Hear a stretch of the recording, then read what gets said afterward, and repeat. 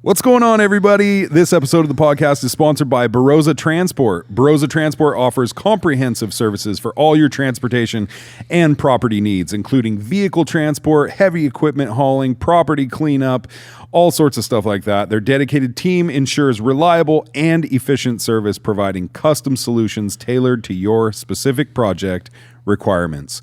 Call Barossa Transport now at 707-358-2859 for a free quote. Tell them your boys from Like It or Not sent you. All right, guys, I got to tell you about our good friend Kyle Thompson with Thompson Construction. Let me tell you, if you need some excavating, grading, general engineering contractor based out of Ukiah, California, and they do it all, specializing especially in septic system installation and repairs, which, trust me, is hard to find. So if you're having any kind of septic issues, this is the company you need. Also, repairs with land and site development for residential, commercial, agricultural, pond construction and lining, retaining wall construction, hillside drainings, drainage systems, underground utilities, water, gas, sewer, all of that stuff. Electrical, they can do it. They'll repair it, install it, whatever you need. They're OQ certified for PG&E excavation and backfill. You want a swimming pool dug? They could do that. I mean, it goes on and on. Truck servicing, defensible space for fire prevention. So Thompson Construction, look, they love what they do, and they take the utmost pride in their work and customer satisfaction, which is hard to find these days. So they put a great attention to detail. No job is too big or too small. So call Thompson Construction today at 707-391-7679. This episode of the podcast is brought to you by Mystic Bodywork. Woo! Mystic Bodywork offers an array of treatments and therapies for the body and soul. Yes. Massage, red light therapy, readings, facials, cuppings, they do it all. They're located right here in Ukiah. They have a new holistic wellness center that they just opened called The Well, and they provide a nurturing space for personal growth and spiritual exploration. Nice. Yeah, they have a bunch of classes coming up.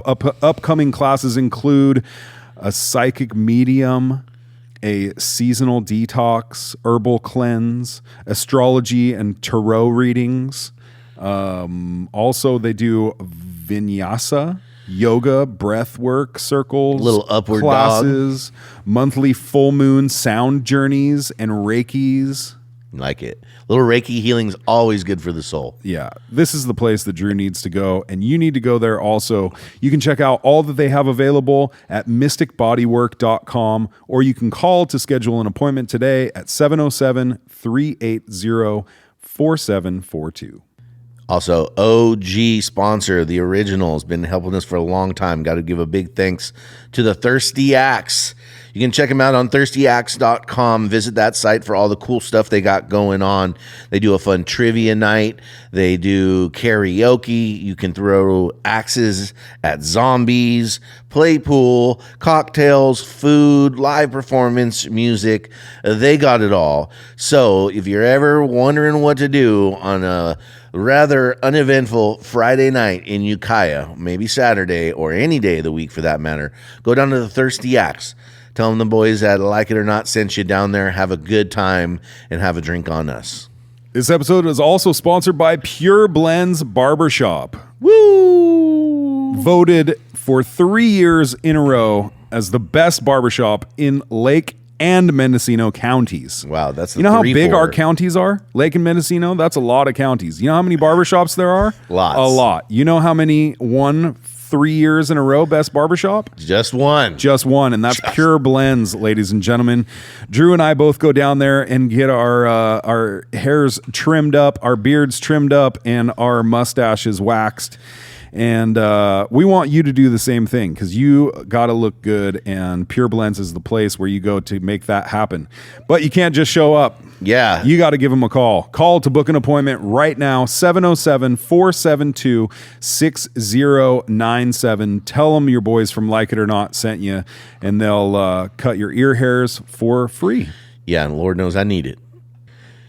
DC Customs. Love these guys. They do such cool work. You got to check out some of the rides they have put up on their Instagram. I mean, they're next level. Suited and booted from the floor to the ceiling. So whatever you're looking to do, whether you just want to lie next to bed, get some new wheels, or customize any kind of ride, up or down, slam it or lift it, DC Customs has your back. You can check them out at dccustoms.net or give them a call at 707-463-2227. My name is Carter Lane. I'm Drew Nickel. Welcome to the show. Whether you like it or not. Oh my God. I think you have a problem, bro. What the fuck is wrong with you? Oh my goodness. Here we go. Yo ho ho and a bottle of rum, bitches. We're back. So last episode we had the good sheriff on the podcast, and there's some things going around. There's some dude. smoke, huh? There's some There's some smoke. heat. Where there's smoke, there's fire, ladies and gentlemen. And there's some fire on that episode. So if you haven't seen it yet, go check it out. It's on YouTube right now, and we'll give an update maybe next episode on that. But we'll give you guys a chance to catch up on what's going down. But Some people like the sheriff, some people will not. that's why it's called Like It or Not, dude. Yeah. You know what I'm saying? You guys ever had the pleasure of coming across paths with Matt Kendall, sheriff of Mendocino County? Thankfully not. Good. We were fucking checking just to see. All right. You guys are clean. Yeah, you're good, dude. What's up? How you guys doing? We're doing good.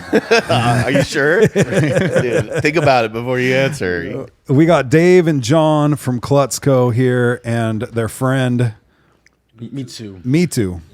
Dude, you guys roll deep. We bring a crew. I was like, fuck, dude, I left my blade upstairs. Dude, this is getting gang related in here. You guys just filled up the room. At least you guys got the memo on the color, though. I like that. Yeah, dude. yeah, black and gold, right? Black and All gold day and gray, long, dude. baby. Come on. Yeah. So, what I know we've tried to have you guys on a couple times. I mean, we've been But dodging, but we made it out. You made it out. appreciate that. We made it out. There's some secrets you're not willing to tell, Correct. right? So you guys tell us what we can't talk about. Yeah, tell us what the secrets are so we don't talk about it. Yeah, exactly. No, but you guys buy and sell vintage clothing. So basically, we own vintage clothing and record store that's located downtown Ukiah. Yeah. It's kind of evolved over the years, and we're still finding our way and determining exactly what we're going to do and what we're doing. But it's all part of this kind of like bigger picture plan that we have. And so currently what we do is we run a vintage clothing store, which the definition of vintage is pre-2000 in our world. Yeah, that's what I was going to ask. So what is vintage? Pre-2000. So anything prior to 2000. 2000's the cutoff. There's some things that like, 25 and older, huh? yeah. Now in 2030, will it still be 2000 or will it be 2005? So are we just talking like 25 years old, or it's kind of blurred lines, huh? The main reason for it to be pre-2000 is because that's right around the switch when things stopped being made in America. So shirts being made, pants being made in America were made with such higher quality. They were 100% cotton. So those are the things that determine it. So a shirt that's made in China right now in 25 years is still going to be a shitty shirt from China. That's you, true. dude. So this That's is the true. reason why. Yeah. But can a shitty shirt from China in 25 years be vintage, or it'll just still be kind of Chinese crap? I don't have a crystal ball. That's just Yeah, good point. It'll still be vintage, but it's not going to be the good vintage, Well, right? I guess. Yeah, Who like knows? Like, because then you're going to have to be like, oh, yeah, okay, this shirt is this much old, but where was it made?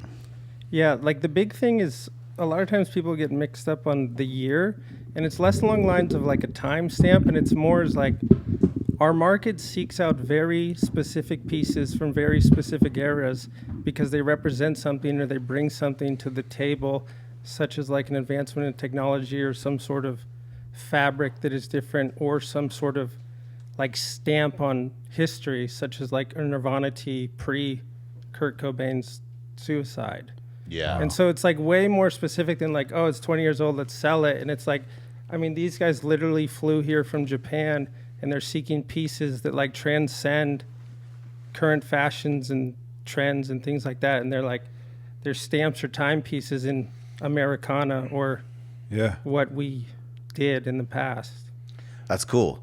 So I get that makes sense. So like a Sublime T-shirt or something prior to when Bradley Knoll died, stuff like that. Yeah. Like imagine if we had that right here, and then we had a Hot Topic Sublime tee from 2017. Yeah. You know what I mean? Like people are going to know, even if it's 20 years down the road, that like there's a difference here. So it really is a world of collectibles. It's that paired with other things, but yeah, that's the very large portion of the market. So how long has this been a thing? Like obviously, like there's antique stores and all of that. So obviously, collecting vintage stuff has been around forever. But it seems like recently, it's became like all the cool kids was wearing it, right? Like, you know. Yeah, so that's like a complicated question. There's definitely portions of the market and time eras where like the cool kids, like the high school or what we would say is 25 and down, they're into something specific. But like we interact with people that have been doing this easily since the 90s. And so like those people were selling Levi's in the 90s. Fuck, dude, the game's changed a lot, right? As far as how you sell and find stuff, like with the phone and yeah, you guys probably have all kinds of cool ways of finding shit, huh? Like that's probably part of the secrets. But I could imagine like trying to sell vintage T-shirts in the '90s versus like now. You know what I mean? Well, it'd all be in person, right?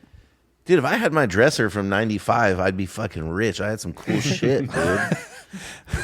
That's all of us, right? I had this vintage. Now that I know that it's vintage, because my parents own Release Video, so they would send us like the goofy T-shirts, like movie promo tees. Tees, right? So where they at? Yeah, exactly. I gotta go dig through my dad's. Find those, Dude. I had like so many vintage like UFC from like before Dana White even took over, and I would wear that shit like in my dad's big shirt, just picking blackberries and getting shit all over it. But now I wish I had that shit. I still might. I'm gonna look around. Oh, dig, yeah. So what are we talking? Like, what are these things worth if I find them? Like, are we talking tens, hundreds, thousands, millions? The answer to that question is it's worth what someone wants to pay. Yeah. Yeah. And so always. you have this attachment to, let's say, some specific Taz tee or something. Right. So it hits home to you different than like someone who didn't grow up on Looney Tunes. Mm-hmm. And that's kind of our job, and what we do best is like putting those in the proper faces or putting them in front of the proper face. Okay. So how do you do that's that? a big part of our job.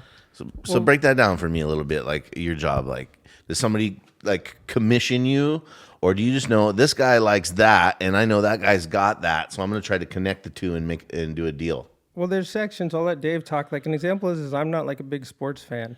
So if I see some like Super Bowl tee or anything sports related, it has zero. You're just like, pfft. I'm just like, I'm done. So like Dave could probably focus just on the sports because like the world is huge, but you have to care.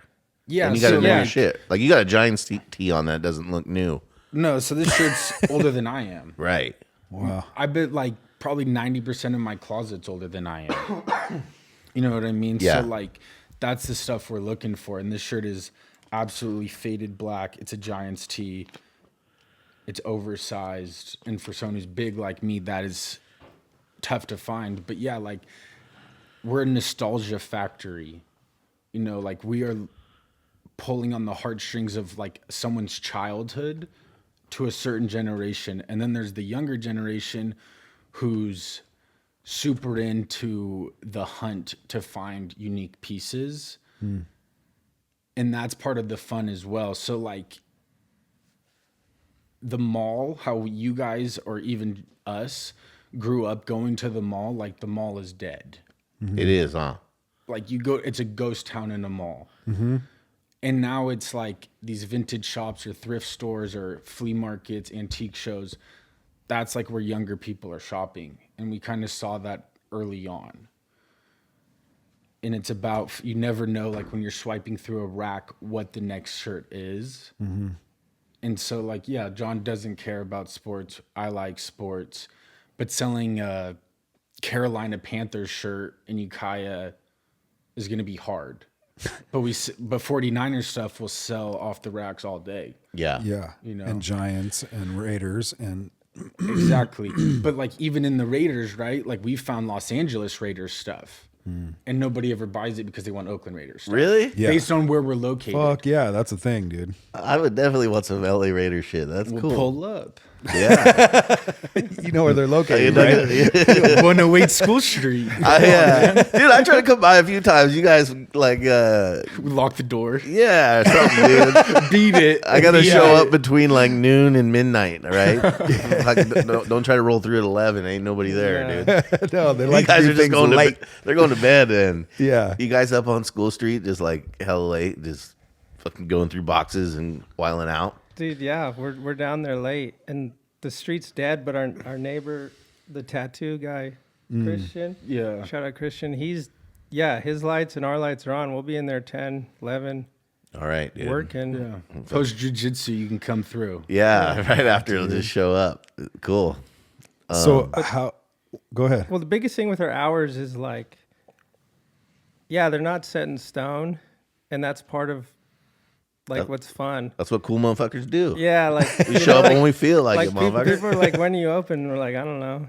If you want to know when we're open, the best way is to check the Instagram story. Okay. We'll say on the Instagram story that day that we're open. You're like, we're here. We're here. Come say what up. These hours. Yeah, it makes it cool. It's like creates more excitement that way too. You're like, Yeah. damn, they're open tonight. We got to go get because I want to go get that. Right All right, I'm picking it up. I got you. now, what I don't understand is the pants part, Manufactured scarcity. the Pants. Levi's part. The red tags, right? Isn't that what's cool? Red tags, Isn't it? What do they call? What you call them with the Tab. little tab? There you go. red tabs. Yeah. You don't know shit about shit, dude. you trying Fuck no, I you don't. trying to fake some bullshit right now, No, dude. You I'm don't just know trying to nothing talk about what these guys like. I'm trying to learn something here. I find it kind of interesting. Yeah, so the Levi's are a huge aspect of it too, right? Yeah, Levi's is a very large portion of our market. And that's just because people. That's not a nostalgia string. That's just a. That's more like a timeless piece that's been introduced into the world. Like, bigger picture is we exist in a world where, like, a lot of the people that we sell to and we deal with on an everyday basis is they spend a lot of time focusing on what they wear. And they're like almost to the degree of like obsessed or like fascinated or really driven by specific pieces in fashion and presenting themselves in some like artistic way through what they wear. And so if you look across like the spectrum of time that America's contributed to the fashion world is like Levi Strauss and Levi's. the blue jeans stamps in like human history, this image of a cowboy or this image of like Marlon Brando in like a 60s film or A working man. working Yeah. man. So like Levi's represents Americana, Yeah. which is like this period kind of pre-World War II. And so that is just one portion separate from the t-shirts that's like a market all within itself. Wow. All right, That makes sense. So like American classic stuff like Levi's, and then you got tees prior to 2000 from America that weren't made in China. So is there other vintage stuff that's cool that like isn't made in America, or are you guys focusing on like Americana, like pretty much American culture and pop culture and stuff like that? Carhartt. Carhartt, Yeah, and the Carhartt doesn't have to be vintage. and where Does not have to be vintage. to be cool. That's just a style thing. Yeah. Yeah. But it's very specific models made out of specific fabrics. And are those like from a different place, or they're American too? Also, They mix, and Carhartt kind of shifted, so like they still make items in USA in specific locations, but those can be like made in Mexico or other areas. okay. And then people are less like strict when it comes to Carhartt. And that's more because Carhartt's just kind of like one of the cooler brands to wear, so people are less strict on exactly where Yeah, it's just cool it as came fuck. from. It's just like the condition. All right. So how about the shit like that was super cool when I, not to date myself, but like when I was like in 8th grade, 12th grade, like Massimo, Stussy, No Fear, You know, that's like if you had that on your shirt when you were 12. Yeah, that's not worth anything at all. Just bring it by. Ah, this guy.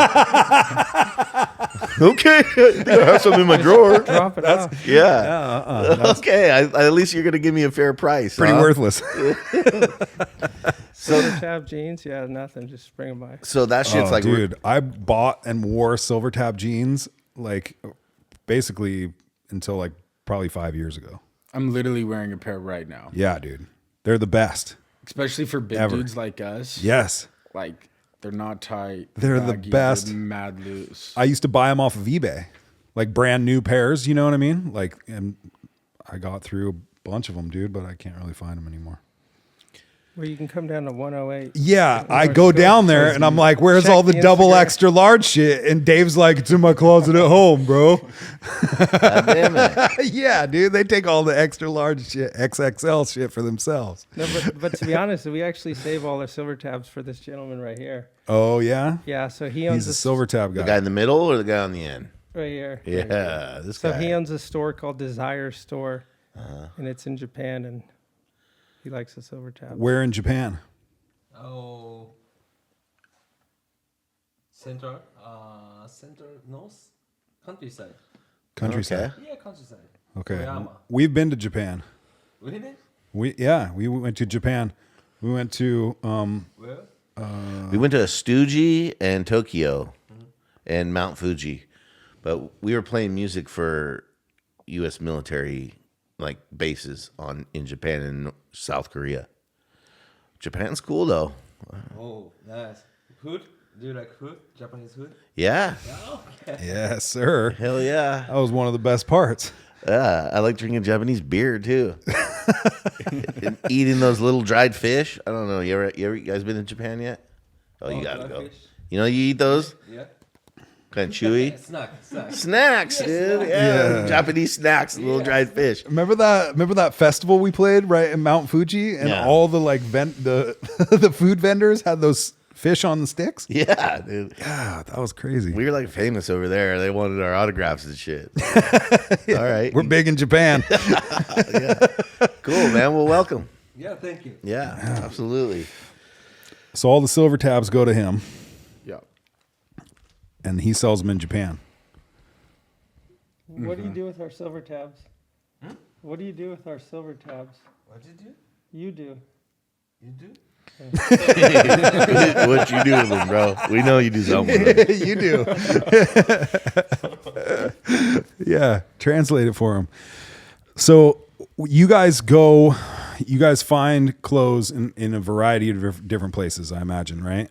Correct. And are you still doing other like vending in different places too, or is it mainly just now out of the store? So our main three ways are in the store, to Japanese clients, and a handful of pop-up events. Within that, our main one is the Alameda Antique Fair. It's the first Sunday of every month. It's the biggest antique fair in Northern California. Inside or outside? Outside. So weather permitting, it's massive. This last month, All people selling vintage clothing? No, it's so any antiques. So Wow. when we say 20 years or when we say vintage, it's because like when we do events like that, they're not checking like every item on the rack, but for the most part, it has to be old clothes. So you can't like print top shelf and sell there. Right. It has to be old things. And last month they had over 600 vendors. Dude. So this is like a massive event with anywhere from 7,000 to 12,000 people showing up to shop. And so that's the first Sunday of every month. So that is like a huge, like almost like the backbone of our business is selling there to Berkeley kids or Berkeley moms or really the whole Bay Area. Wow. And then on top of that, we do a handful of local events.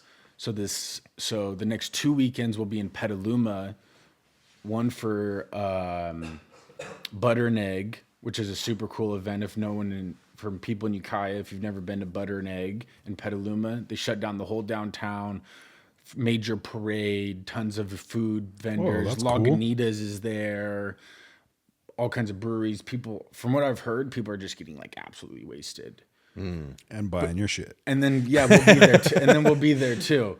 And so then another So these one- are places that you have booths at. correct. Yeah. So we'll have like a pop-up tent. We'll have Now, all of our racks. do you guys walk around and try to find some other stuff too, or is it mostly retail sales going on at these places? Like at the Alameda one. At Alameda, we will, if we're looking for something specific for someone or for like a collection we're doing, Yeah. then we'll like go and dig. But for the most part, we're like very focused on selling and having 2 people in the booth. Yeah. Because I mean, we could literally have 15 people in our booth at one time that want to buy something. So having 2 people there to help check out, to answer questions, that's like very important. Make sure people aren't trying to steal shit. Make sure people aren't stealing stuff because that's happened to our friends. What's funny about that is what's really big in the community is when you catch something or someone stealing is you post it to your Instagram story and then everyone screenshots and reposts it. So it like Just like tattooing thief on their It- it forehead. just huh? goes- it just Fucking, goes, You're yeah. out, dude.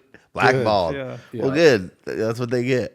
Yeah. I mean, they're stealing from a small business. It's like none of us Yeah. are balling out of control. It's like one thing if you steal from Walmart, which like I'm not advocating for, but like that doesn't hurt them. But it's stealing like a sick jacket, NASCAR jacket, a Carhartt jacket from us. Yeah. It's like those are hard pieces to find / like they're worth money. It's fucking heartbreaking, right? Because it's like, Terrible. dude, I'm sure you guys have emotional attachment to the stuff the way that you find it and for who you're finding it for, like, right? I mean, you get into it, right? So for anybody to steal your shit, it's lame, but Yeah. you know. Yeah. It sounds like you guys are super passionate about this. How did you guys get into all this? Like you said, you started noticing a trend. And I was kind of curious, like, how does one get so into it that they're opening stores and going from Ukiah to Alameda and doing all that? Getting homies from Japan in here. I mean, it all started like Dave and I've known Dave since he was a little kid. And I mean, early on, like we were like 2012 range, we were in like heavy into the Jordans, buying Jordans online, flipping Jordans, and always being that guy that like had to go to the mall to get the release before it dropped or having the piece that no one had. Like that's who we were. And that's, you know, kind of still who we are. And so when you're at that level of it, is your fingers just on the pulse. And somewhere along the way, I'd say like 2014 range, 2015 range, we like started to notice this shift in the market where like people weren't as into like a $300 pair of Jordans. They were more into like an old rock t-shirt that they found somewhere or they took from like their grandpa or something or their parents or something like that. And so like, I mean, we were on it, I'd say like easily 2016. Like, So this has been going on that over a decade. Like, this yeah, I trend. mean, we've been underground building, to be honest. Yeah. And like a lot of the people that were involved with, like people that sell at some of these events who were doing it around that age or like that breadth of time, it's like the whole industry's taken a massive shift. And so it's like, I mean, in 2000, let's just say 15, 16, it's not like, oh, we could sell a bunch of t-shirts and make some money. It's like, I want to buy this piece to add to my wardrobe because now everyone has these Jordans or these like Yeezy t-shirts that were rare. And so like, I need to find how to separate myself from the pack. And so then you start doing that yourself. And then people are like, where'd you get that? Where'd you get that? And then with the advent of social media, you start to see this massive influx of like LA stores or early, you know, things that set the trend really like doing it. And they're going to these things. And then it goes like, okay, we could like link with these people, meet with these people. And then next thing you know, we get to a point where we're like, hey, I think we could make some money doing this. And so we just like save, buy, dig. And then COVID hit. And it's like it went from this like underground thing between like where Dave and I would sell things to like each other or people that are really into stuff to like Mainstream. 16-year-old kids wanting a Taz tee from the 90s. Yeah. So why do you think COVID launched that? Just because people were sitting around with nothing to do but go online and look at cool shit, or like what do you think that was the catalyst for? That's like the question. We're almost in a position where we don't speculate on how, who, what, why. Yeah. And we're just like, we identify Just this thank as God. Yeah. Like, are those the Trump shoes? Yeah. Yeah. Those are crazy. I think you're gonna have to look at them. I think they're knockoffs though. Yeah, you're gonna have to inspect those, dude. Those came out of the box smelling like spray paint, so I'm pretty sure they're Those not are real. definitely from China. Yeah, you can see it a mile away. Yeah, those are fake as fuck, but they still look Dude, good. Nah, what do you? Hey, those What are are they real. called? These they those call are them real. the Freedom Air Force Ones or something. The Freedom Them Ones. are the real deals, dude. Come on. I don't know. You tell me, boys. Can you tell? Yeah, you can look. You can call me out, dude. They're Don't real, worry. dude. They're real. What's so funny is this is the same exact bottom of a Jordan 1. Yeah, Like it's the same bottom. yeah, You know what those are? You know what those are? Yeah. yeah. I bought those for $150 online after Trump sold all his other ones, dude. They came in like this. They didn't come in any kind of like Nike box. That's what I'm going to be finding in 20 years. Yeah, dude, you're gonna have to be like, nah, bro, nice try. I'm gonna sell those at a garage sale for like $400, dude. Somebody, it's funny. You saw those. What was crazy about COVID is you saw like all collectible things like skyrocket during that time. Like my cousins are in the comic book world, and they were saying like prices of their books just like went almost double, like overnight, like during COVID.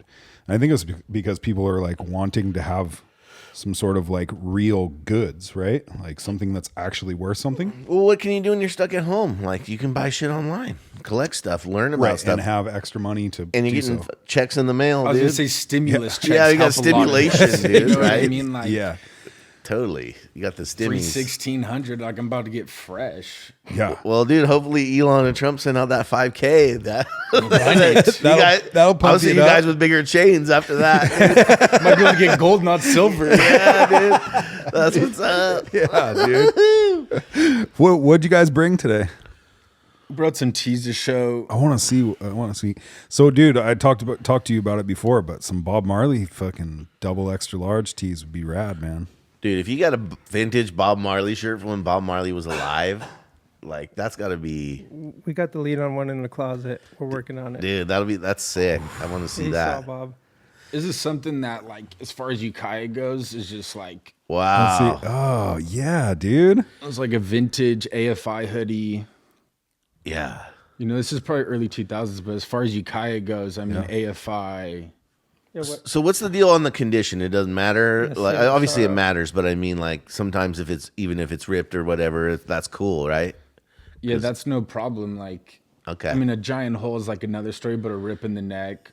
Yeah. Like faded out black. I mean, kind of like the shirt, like the stuff that we're wearing. Right. Cracking. That adds to it, you know? Yeah. As like part of like the wearable art that it is. Okay. Patina, right? You got There's a little another patina one. on it. It's called a Snake Pass Marlboro tee. Oh, I heard about these. So, Whoa. So my uncle who's collecting, smoke tops or whatever and turning them in and getting shirts. That's like what this is here. Yeah, so like you Out could the never catalog. buy Marlboro t-shirts. Yeah. You had to earn them. Yeah, you had to literally buy packs, send them in, and then they would send you clothes. Wow. Damn, But all see, that even like- bullshit clothes that you always thought were lame now are the coolest so like shit check ever. the tag out on that. All right, let me see. Oh yeah, look at that old Fruit of the Loom tag. Made in USA. 100% cotton, pre-shrunk, XL. Wow, those are sick, dude. So what does a t-shirt like this cost? It's probably not for sale. That huh? one's a lot.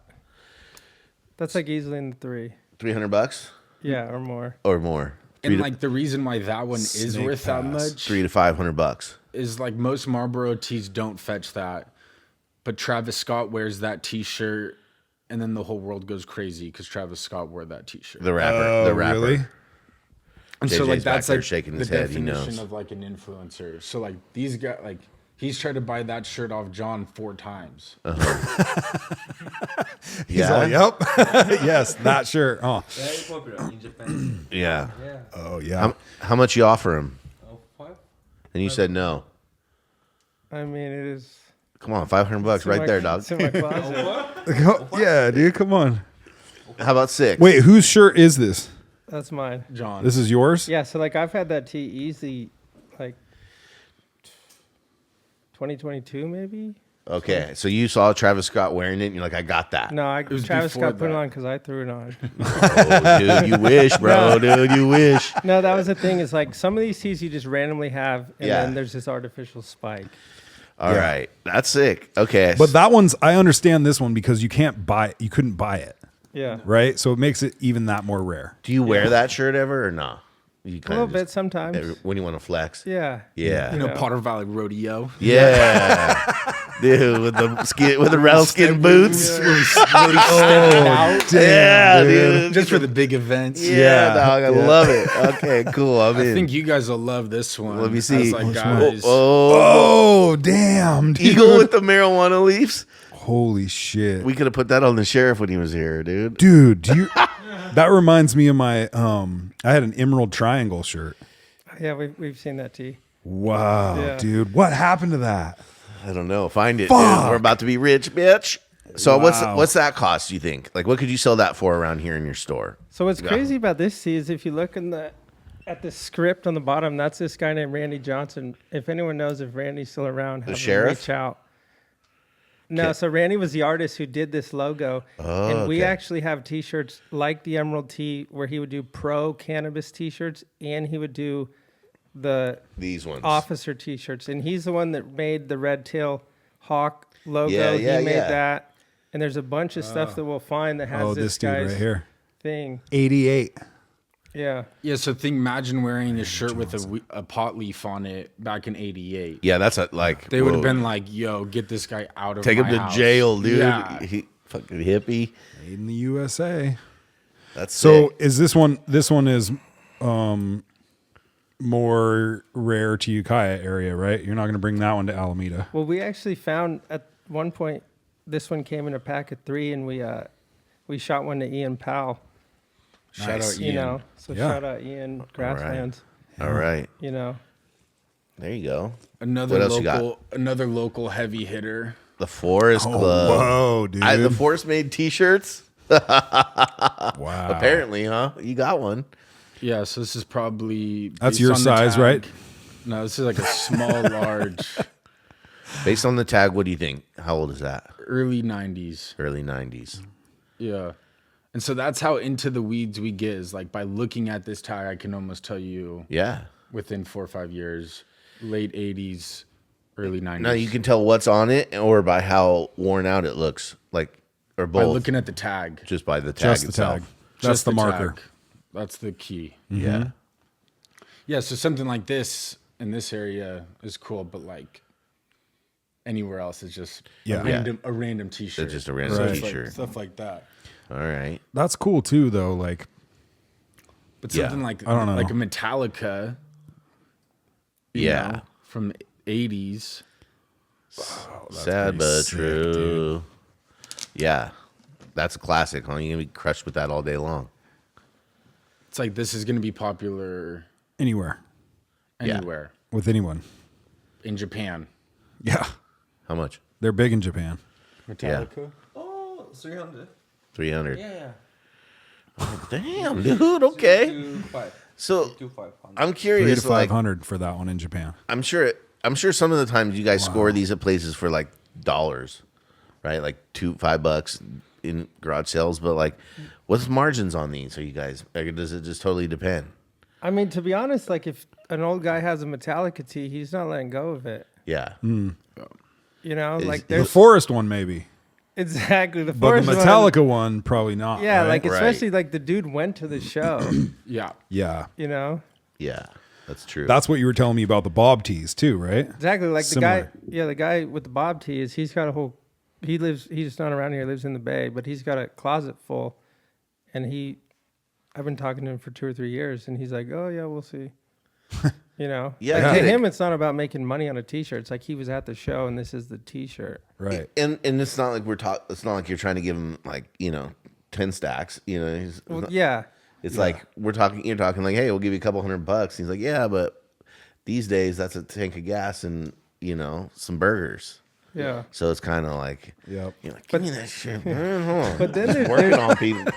But then there's the inverse where someone comes in with like, I mean, some like super small band like Jefferson Starship, and they're thinking it's a Metallica tee.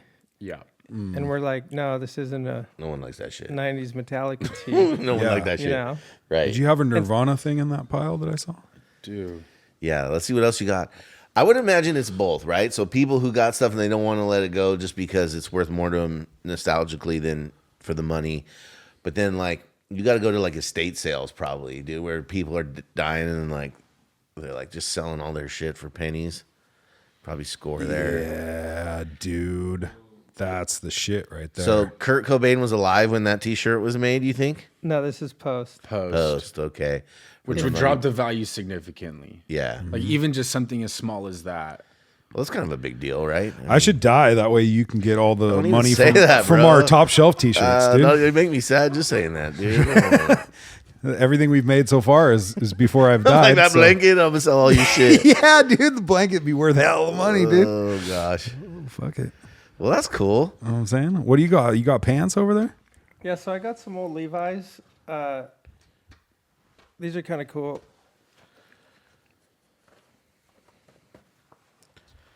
Check them out. I'll explain some stuff. Oh, dude. So, like, if you look at the back patch, that's what's called a 503, which is a boy's jean. Bro, There's two X's on the that's back. all that's fitting in this is boys. Okay, so the back patch, Yeah, so those are what's called double X's. right here. No, if you look at the patch on the top, Yep. you'll see these two X's. Okay. Oh yeah, I see those. So if you got jeans with those two X's on it, They ain't worth shit. Just drop them off. no. It's not that simple. oh damn. So, like, It's like looking for If you- the if you look Indian on at- the sucker wrapper. Okay, you so what look- else? on the inside, there's these metal discs called rivets. Yeah, these Yeah. or these rusty ones. Don't call my shit rusty, dude. That's vintage. Okay, those right there. Got it. On the inside. So those are called the hidden rivets. The hidden rivets. And they stopped that in like mid 60s So whoa, so these because pants it used to scratch saddles before they were covered. It used to scratch saddles and like chairs. So then they covered them, which is called the hidden rivet, and they stopped doing that in like mid 60s. So those are pre mid 60s. damn, these are old. These are 100 years And old. You better take if you- those back, dog. if you look- I'm sticking my finger in them and shit. No, but so like, watch. Don't disrespect the gene, bro. Oh my bad, yo. Can't believe Drew fingered our jeans. I know, dude, dude. it made the hole bigger. I'd kill that guy. So if you look right here, how it's the indigo is way darker on the inside. Yeah, So like the day that this kid or teen got these things, it's called pegging the leg. yeah. So he'd bring them in and he'd sew them like this and he'd seal it up. And it was like the cool thing to do at the time because you wanted to look like Mick Jagger or some With- skinny guy. With tight pants. Exactly. So Yeah. it's called pegging the leg. Wow. So you see that? Like the day he got him, he pegged it. Yeah. So that makes it even cooler or more, you know. And you sell those things? No, these like a peg pant isn't worth much because it's ruined.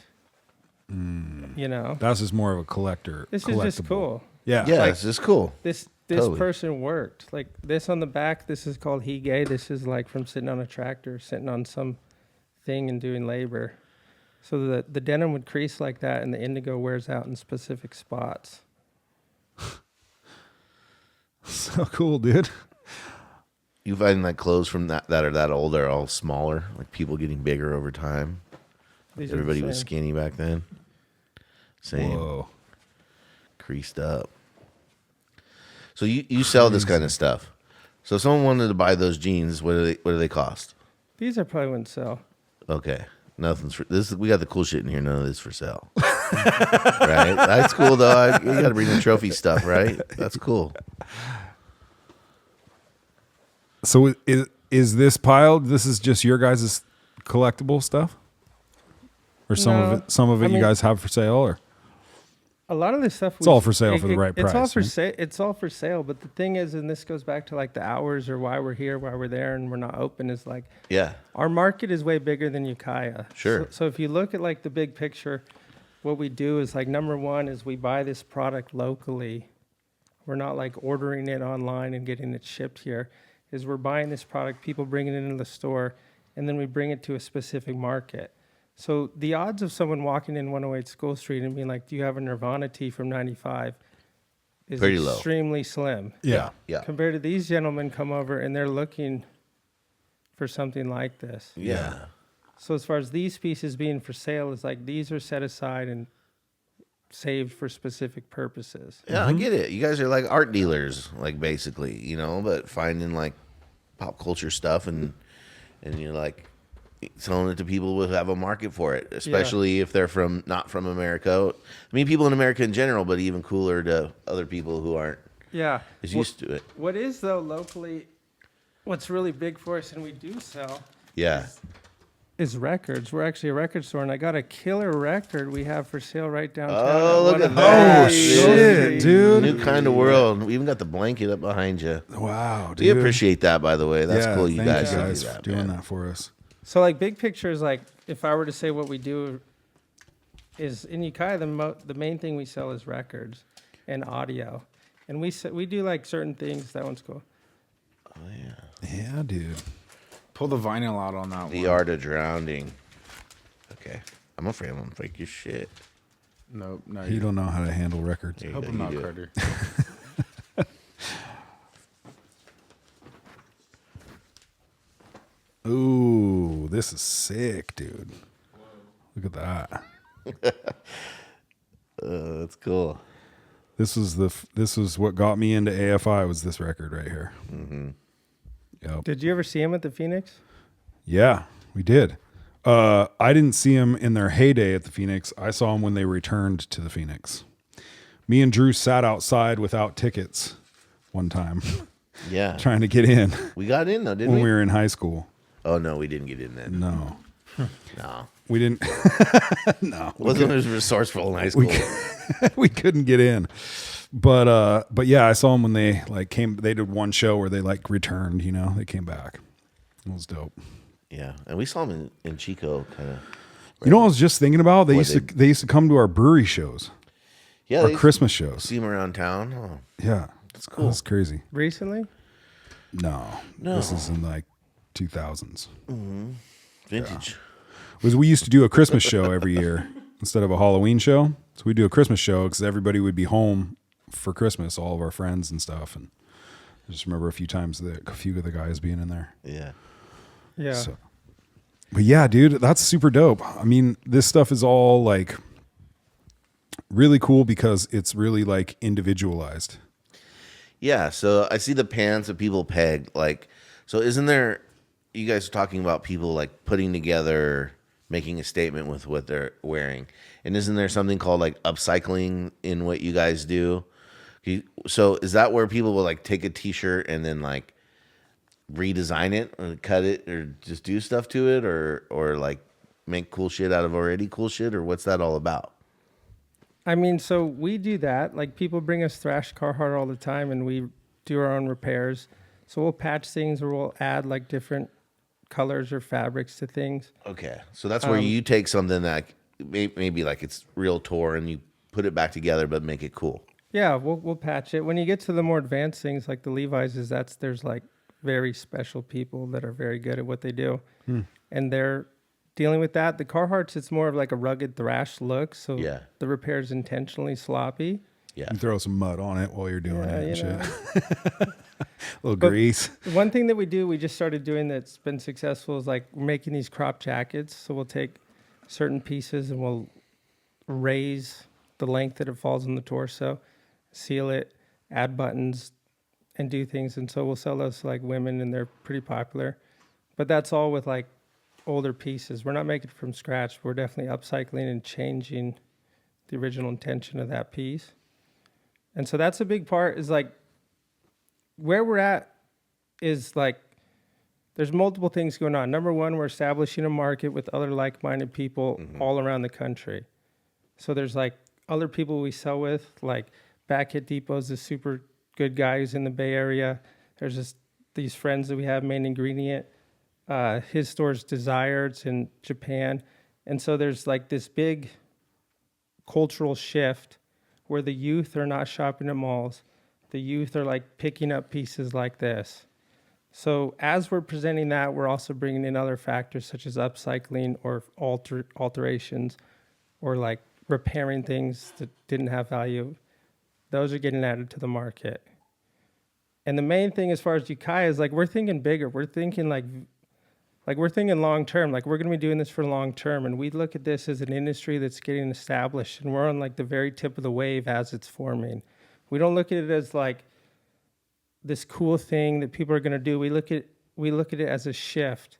And if you look across the board at any of these malls or PacSun or Abercrombie, is like they're literally printing these T-shirts and they're making pants look like Carhartts. Yeah.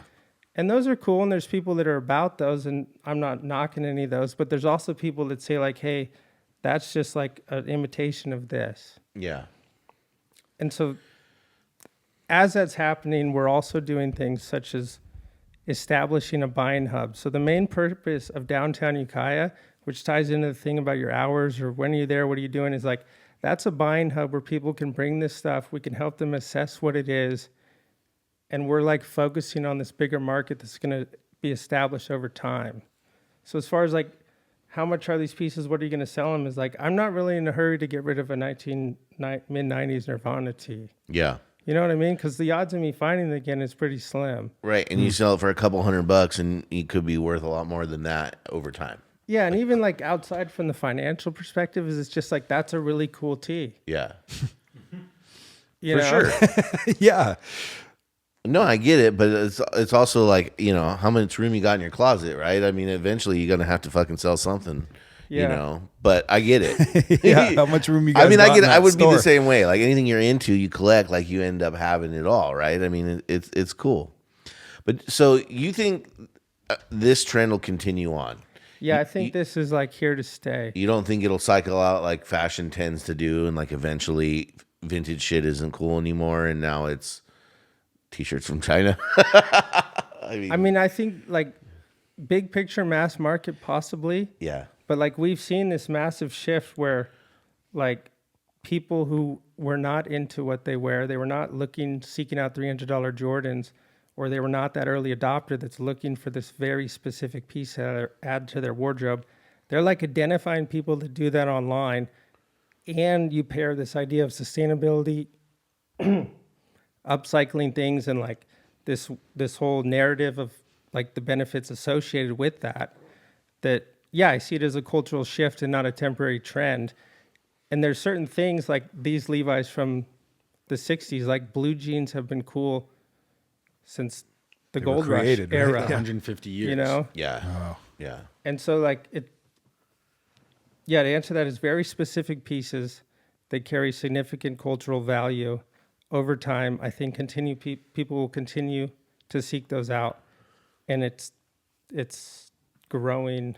So what do you think? What's the demographic of people? Like obviously, there's all ages that are into it, right? But what do you see as like the key demographic that really is into this kind of stuff? Like, is it Bin kids. what's that? Bin kids. Bin kids are a menace to society.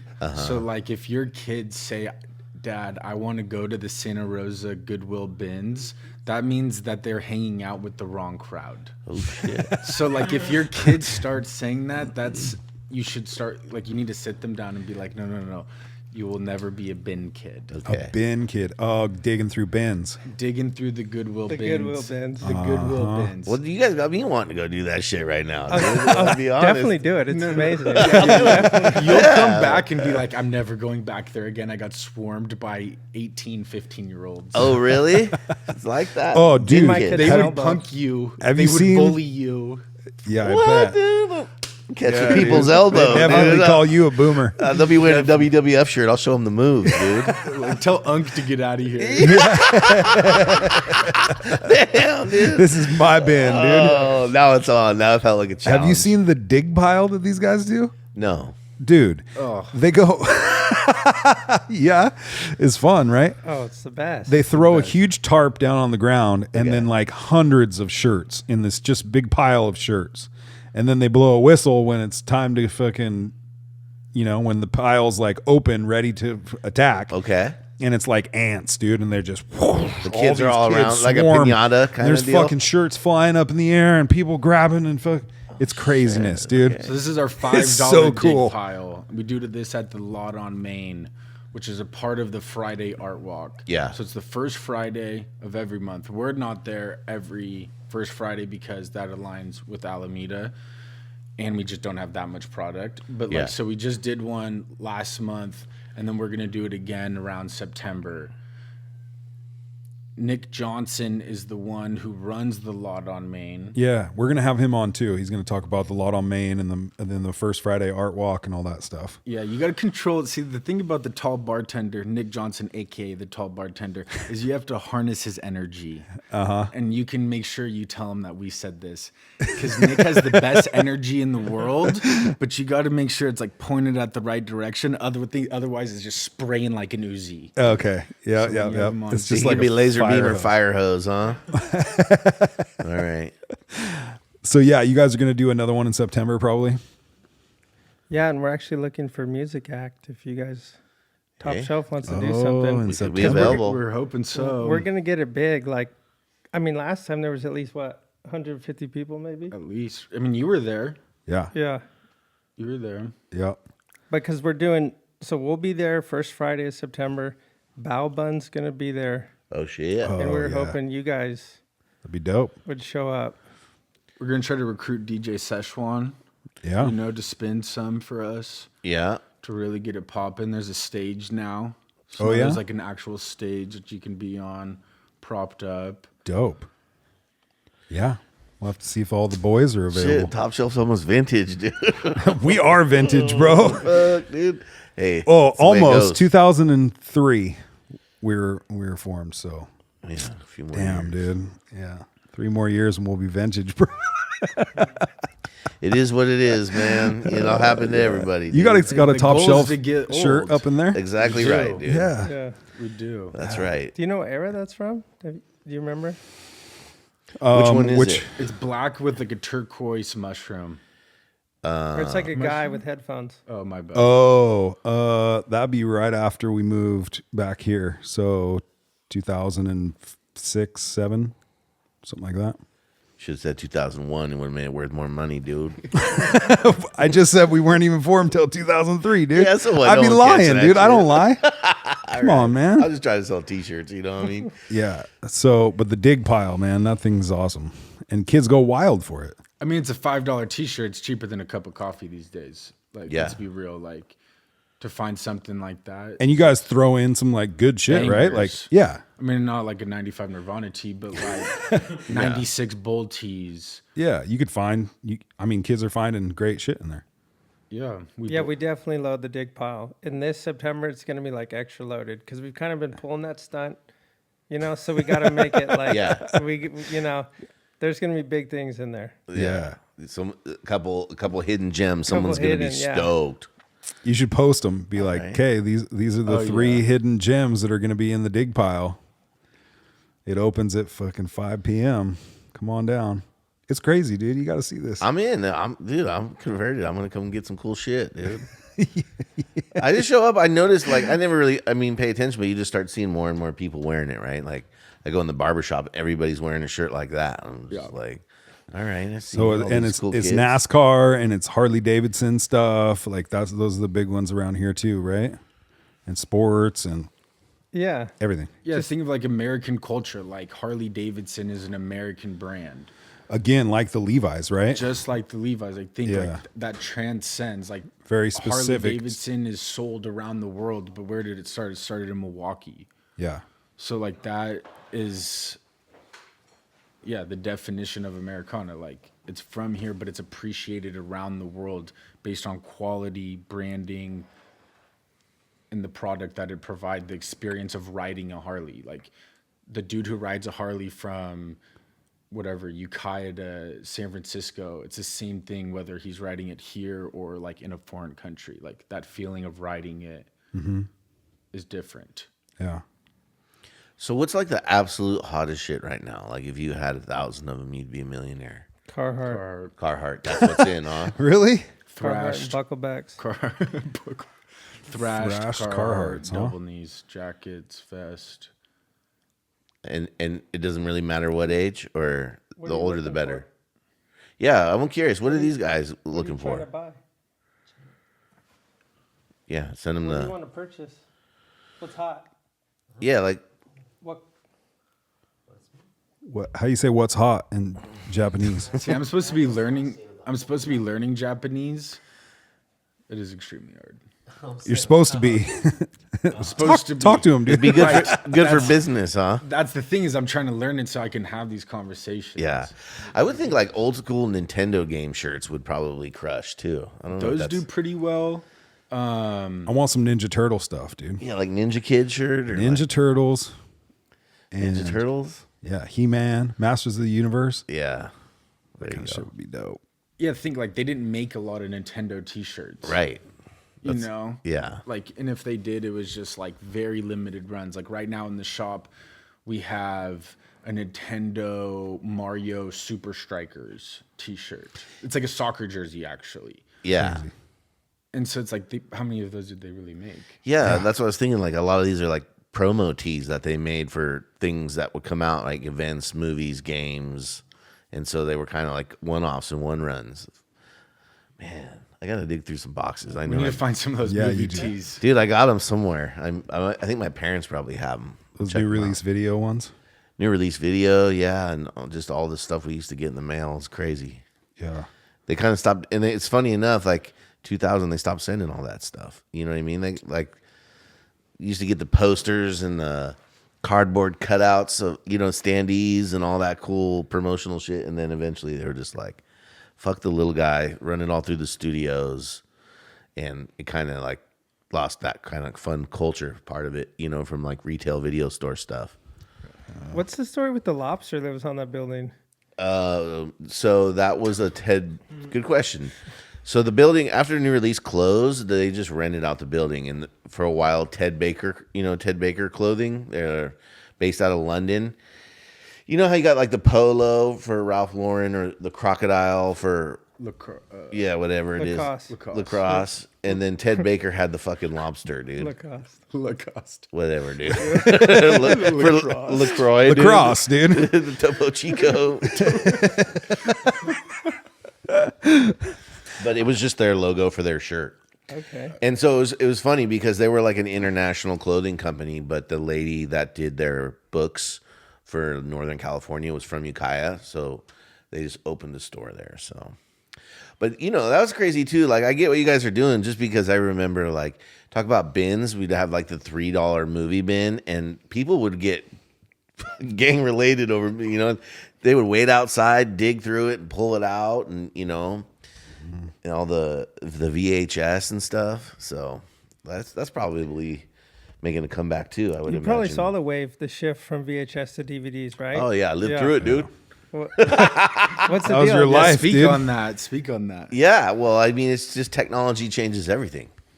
You know what I mean? And I worked at that store from the time I was 14 till the time I was 20. And when I started, it was still movies, VHS. And VHS is like, it's cool, but it was expensive. Like to buy a VHS new was anywhere from like $50 to $100 for one. So new release had like 30 copies, right? So think about it, if they're renting it out for $3, how many times they got to rent it out just to break even and then make money? So It would cost that much money for a tape, for an actual. Yeah, Wow. and then if you bought more, you could get breaks on it, and Yeah. get them down, but they were not cheap. And then so DVDs started coming out, and they were like CDs, right? They were cheaper making them, but they scratched, So that was a thing. I used to fix VHS tapes in the back of that store and like splicing them and putting them together and doing all of that. I remember when they had the DVD cleaner, right? Couldn't they Yeah. resurface? Then we had to resurface them because they were getting scratched all the time because people are dicks. They just like put it on their coffee table and. Plus the Ash the Dropbox. blunt. Yeah, exactly, dude. What's The that? Dropbox outside, you just Yeah, throw the movie in there. Dude, my hand used to be so sore from just pulling the movies out and scanning them back in, rewinding them all. Like you never had to rewind a DVD. You know what I mean? But no, people would turn their stuff back in, not rewound. You got to put it in the machine. So it was just became an antiquated technology. It's like you got to rewind it. The tape needs splicing or it gets wrinkled, caught in there. Dude, people would return them shits. You'd open it, cockroaches would come out. What the fuck? Right? Can you imagine renting it, taking it home, putting it in, and then like getting cockroaches? I mean, that didn't happen all the time, but you know, dude. So pretty soon you're like, dude, in Ukiah, right? Woo, dude. They must have lived up by the high school. Smell like cigarette smoke and ash. Yeah, dude. Yeah, so DVDs just started taking over, and it's funny, like everybody just wanted. Then they were like, cool, like everybody wanted the DVDs. Well, they were also like much better quality video. yeah, I mean, I remember going from DVD and being like, whoa, it's like almost 3D. You know what I mean? Like there was that big thing too. that's the other thing. They look better and Blu-ray and all that. sounded better. The other thing people forget is like, you know, it used to be you had to keep all the VHS behind, and you'd come with like the empty box with the styrofoam in it. Yeah. I don't know how old you guys are, but and then you have to go and switch it out. They didn't even have, you know, the little stickers to make the alarm go off like back in the day. That's how crazy it was. Yeah. And then, you know, eventually it all caught up. I miss those days though. I mean, now shit, you ain't even renting DVDs, right? It's all streaming. That's a trip. Yeah, I was trying to tell my kids about that. Like going to a movie store. Yeah. And they were like, what? I was like, yes, we would go in on a Friday night and you would rent like 2 movies to like watch. And you had to walk around the whole store and pick out what movie you wanted. And then you'd rent it and you'd go home with it and you'd watch it and then you'd return it. They were just like, And if you didn't, you'd pay 3 times the price of the actual movie. yeah, that's Yeah. where you make your money on the late fees. Well, it's just a whole different, like, life was just different, you So know? different. I mean, even cassettes to CDs, right? Yeah. Like, I remember you'd have to rewind it literally back to the song and you could never find the right spot. So you know what I mean? It was Dude, these guys are saying that the tapes are coming back. I would imagine so. That's why we were late. Is some girl stopped by and bought a stack of cassettes, so she wants to look through everything. She's like, "What new came in?" She wants to look through all the new tested Yeah. Cassettes. cassette tapes. Remember Coot Dog just threw out all his cassettes? Yeah. Fucking dumbass. Yeah, damn it, dude. What I mean, how do people have Walkmans again? How are they playing these things? No, but they could probably buy If old you have a school. sound system and you have an amp, you could have A tape deck. a tape deck. So that's one way. But then we also sell when they come in. Like we have probably 2 available right now of like little portable ones that like middle school kids are eating up, and then they like are flipping tapes. Dude, And This then is they need- crazy to me. We tapes are actually sick sold though. it. They're cool. Like, We sold a double set cassette deck today too. really? Yeah. Like a player or A player, big one. yeah. It's cool because it's like Crazy to me. 2 different This- sides and all the songs are like written on the little tape and you just put it Side in. 1, side 2. Flip. And half the fun is just like seeing where it's at on the tape. Like, oh, I guess this is where we're gonna start. You know what I mean? Like, it's just funny that it's cool. I get it because you think about that and what life was like when that's how life was, and it's so much different than being like, I can get any song I want at any time and instantly and just play it right, like play it. Yeah, what's As- interesting about that is so in the shop we have like a record, cassette, CD, and then you could shoot things from your phone through the speaker system. And literally every single media sounds drastically different, Yeah, Yeah. you know? And yeah, like thinking. And the think phone of, is almost one of the worst. yeah. The MP3, it's Yeah. funny. It's just all traded in the quality of sound for convenience. But like I think for the younger generation who are buying records and CDs and tapes is like a kid in high school basically at the earliest music device that they had was an iPod. So they've never had any tangible music. And so now it's like they've never owned anything. They've like listened to it and they've made playlists, but they never had to buy an album, own that album, feel it, like Take the art, look at the inside of the tape. Yeah, like there's like an Dude, that was- think of like that's like an experience of like owning something compared to downloading something. You don't really feel like you have access to it, but you don't really feel like you own that. Right. Well, and it's I a think different. there's like a market correction. Yeah. It's a different listening experience as well. Because I remember coming home with even CDs and like getting the brand new CD and putting it in and like opening it up and reading the lyrics and looking through it while I'm listening to the music. Like it was a very like focused thing that you were doing, you know? And now it's just like putting on something while you're driving, or like it's a distracted listening experience as opposed to like an immersive one, you know? That's what I miss about it.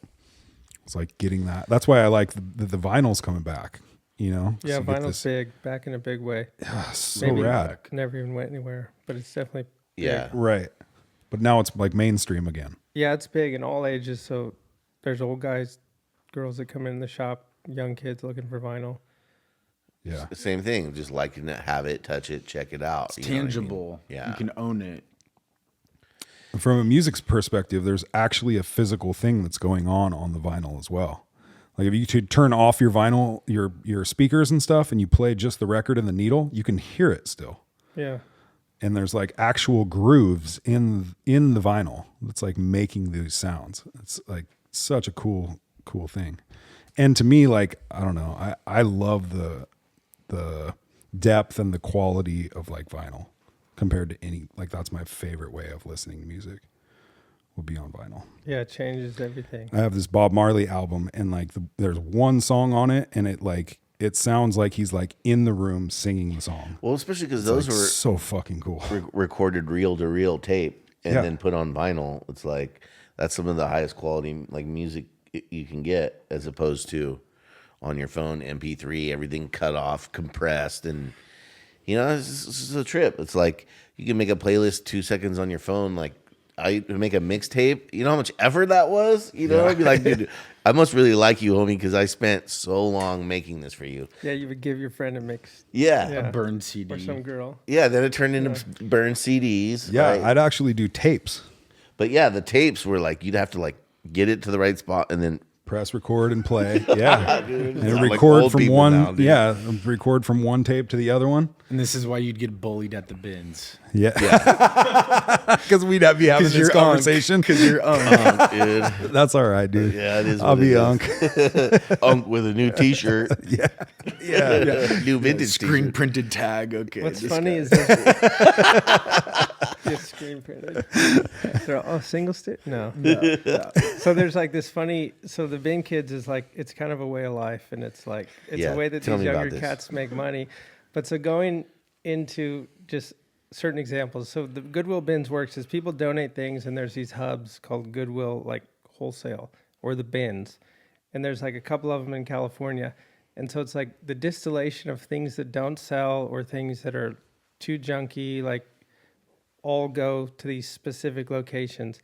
And then they roll out these big blue bins, or like, let's just say 4x8, like big bins. And the stuff's just piled on there, right? So the young kids like got onto this, like, I remember hitting the bin like pre-COVID, Right. like 2019, 2018, maybe even before that. But now that it's like taken, you know, the youth culture by storm, is like the bins, like that's what they do. So there's this one kid, Wyatt, shout out Wyatt.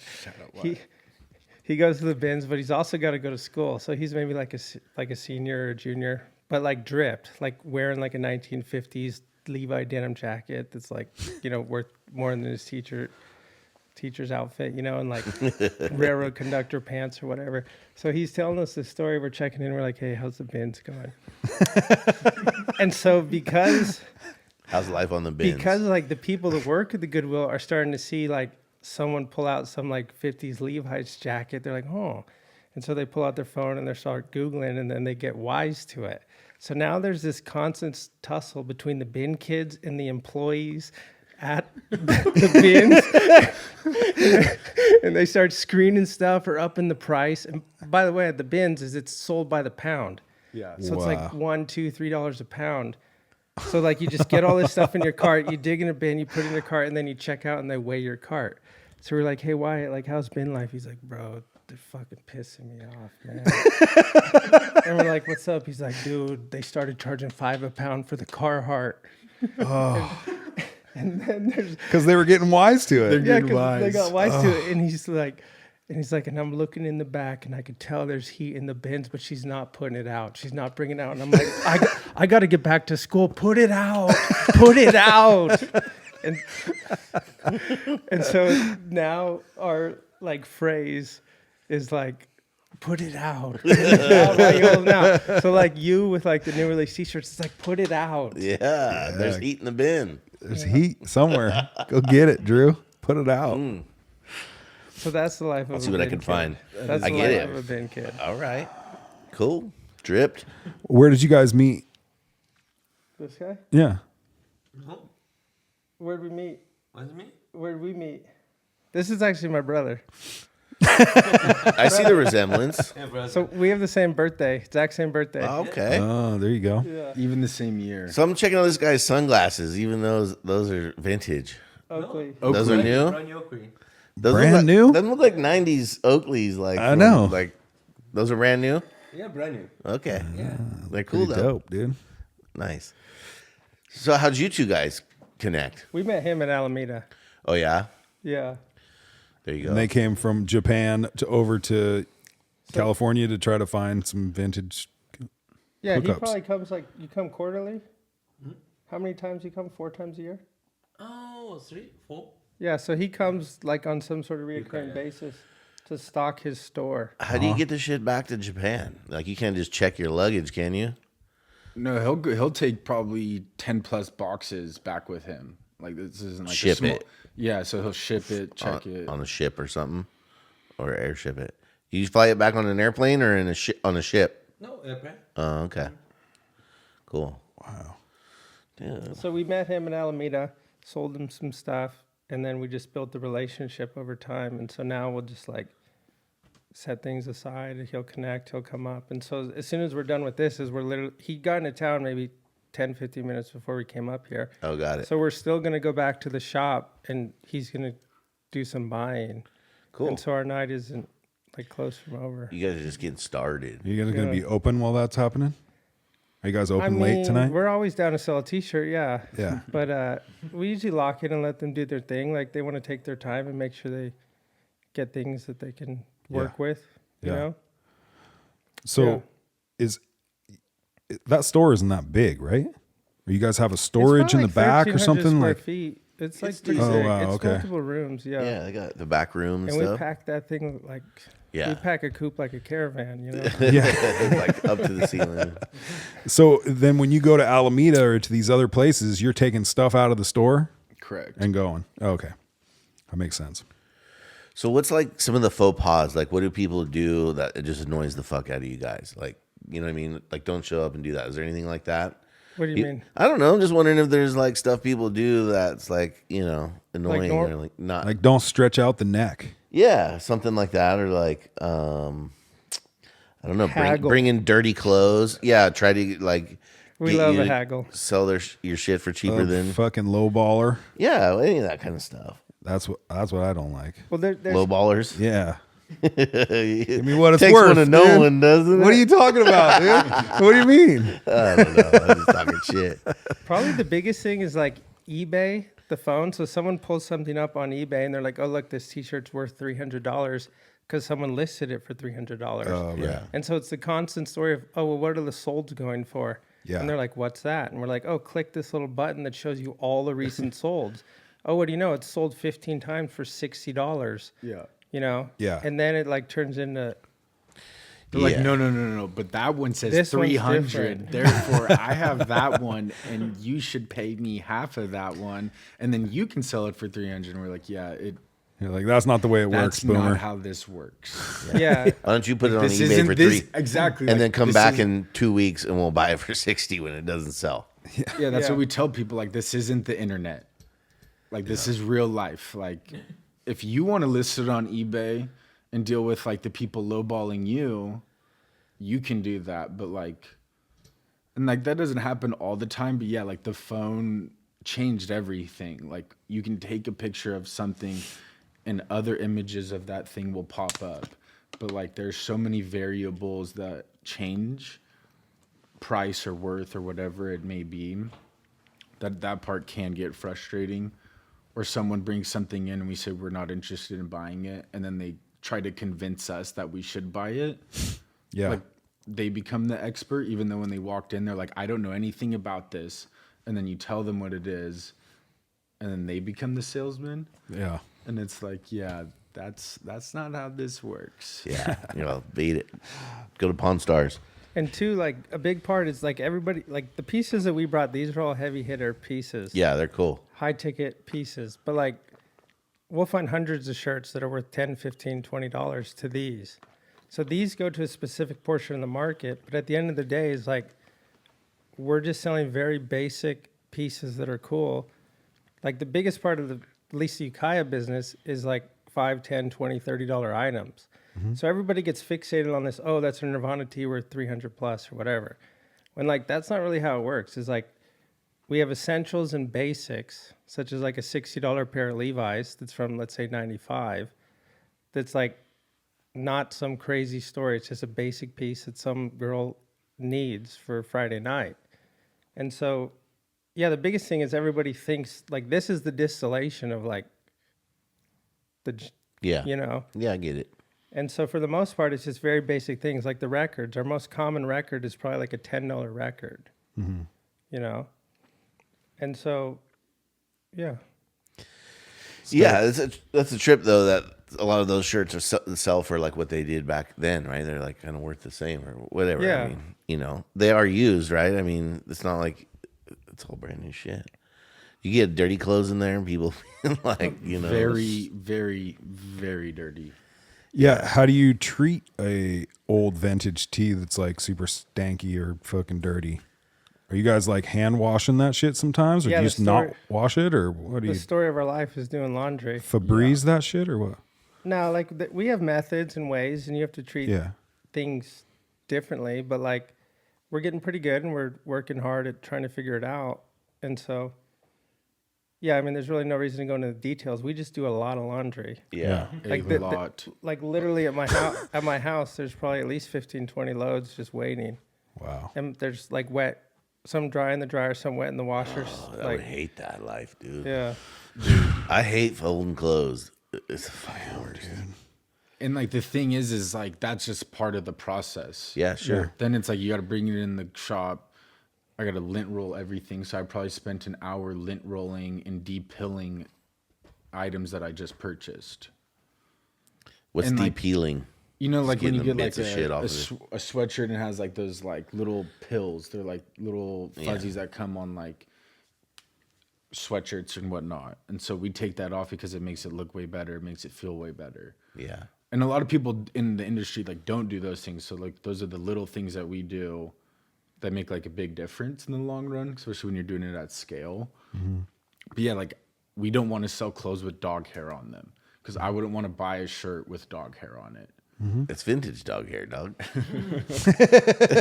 hair, dog. But that's the thing is like there is like labor involved in it. Sure. And it's I like get this, it. like we're not digging holes, you know. Like John Yeah. used to build driveways and all like landscaping, all kinds of stuff like that. Like it's not like that kind of labor, but it's just like all these small little things that go in from like finding it to washing it to like making sure it's pristine, entering into inventory, and then it gets sold. So it's like there's all those steps, and then it's like some kid wants to haggle me On a $20 on a tee. $20 Some fucking bin shirt. kid, huh? Some bin kid wants to put it pay me in out. quarters. Get the fuck out of here, dude. Like we've literally had kids like hand us a bag of quarters at Alameda. Like this is all I got, dog. Like I need this tea, and it's like, bro, you need that for Bart, you know? You need that to get home, dude. Yeah. It's crazy. Well, I mean, you're like modern day gold mining now, so you got to like process it and polish it and get it ready for the market. Yeah. It's pretty dope, dude. Yeah, that's cool. Yeah. Well, thanks for the education. I get it. Yeah, Yeah, I'll have dude. to Thanks for the glimpse into the world, dude. It's pretty cool. So, where do you guys sell this? You want to pump your stuff, or if people want to come give you the goods, right? If they got buried treasure in the closets, like how they get at you? If you have double knee riveted Carhartt pants, bring them down to 108 North School Street and we will purchase them. Condition is irrelevant. Size plays a factor. And color. But just don't throw anything away. Like you find old stuff, Carhartt stuff doesn't have to be vintage. Thrash Carhartt to all our construction workers out there. Like we'll buy that stuff. We'll rework it, do some with it, send it home with these guys. Make it cool, dude. Someone's gonna wear your Always wear stanky Carhartt. ass construction pants in Japan, bro. Okay, That's dope. Talking No, to you, clean. listen to We'll- this we'll right clean now. it. Yeah, they'll be clean. They'll be clean before they get there. Yeah, but I mean, the guy who's got him sitting in the corner of his closet, you know. And what's your Instagram? CLUTTSCO, CLUTTSCO. And we also wanted to do a promotion. Yeah. John, here, you want to speak on the promotion? So what we were thinking is we would give, let's just say, a $5 credit towards any purchases if they followed your guys' YouTube page or throw some comments or subscribed. Yeah. What's your guys' goal? Subscription? Yeah, Yeah. we need subscribers on our YouTube channel, Like It or Not podcasts. So if you subscribe and comment and you listen to this, then these guys will hook you up. Yeah. So if you just do real quick, like easily, if you subscribe to your guys' page, we'll give you a $5 credit. If you follow the Like It or Not Instagram, we'll give you a $5 credit. If you leave a Google review on our page or an Apple review, if you go to Apple Maps and look up CLUTTSCO, you can leave reviews. We'll give you a $5 credit. So right away, if you just do those things, screenshot them, bring them in, you could easily have $10, $20 credit. Yeah, dude. You know? That's cool, man. Yeah. That's- Then last thing is Lot on Main, first Friday. Top Shelf may be performing Yeah. September, Check with the first boys. Friday. I'm into it. We got to ask the other guys, but maybe we can make that happen. I'm always down for playing local shows. So Right on, guys. Thanks for coming by. Yeah, thanks for having us on. Appreciate it. Really appreciate it. And you can pick up your copy of mine and Drew's new album, Top Shelf, New Kind of World. we got a In there, show too. coming up. We got a show coming up on Saturday. Yeah, this Saturday. Yeah, you guys got to pull up. President Brown. Is that what they say now? Is that the one? Yeah, President Brown Yeah. and Top Shelf, DJ Szechuan. These guys going to be in town? No, that they're in town for one night. Oh, damn. Okay. Hit it and quit it. That'd be dope. But yeah, you guys should come out to the show. They're Thirsty Acts. Doors open at 8. Yeah. All right. So, I think that we paid all the bills. okay. All right, guys. Like it or not. Yeah, we'll see you next week.